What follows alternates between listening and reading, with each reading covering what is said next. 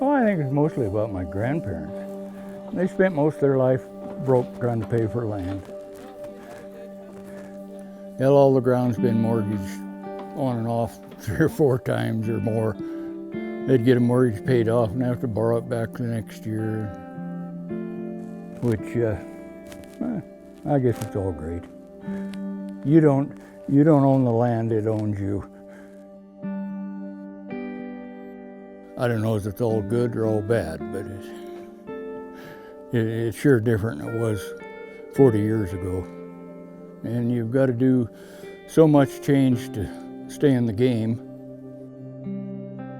Quit feeding with teams in 1992, and that was before the roads were paved out here. And it was so neat because all the neighbors fed with teams, and they were going up and down Highway 86, which was then a state gravel road. And you had to follow the teams and pass them, and to me it was just unbelievable, just the heritage of it.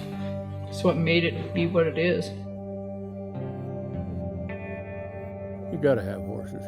You'd be off walking all the time. And I'm not much into walking.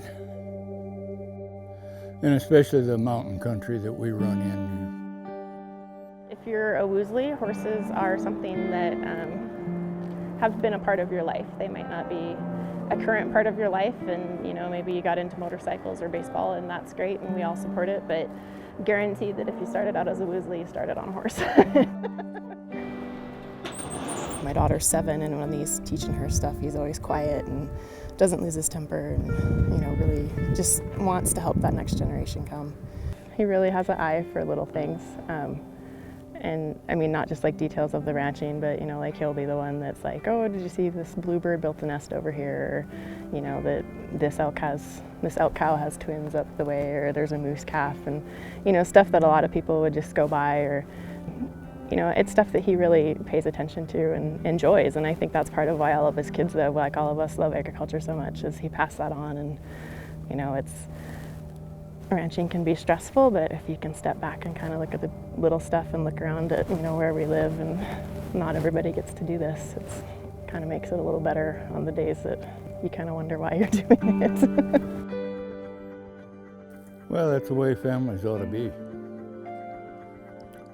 Stick together and help everybody out. Hope we can keep it going on forever, but you never know.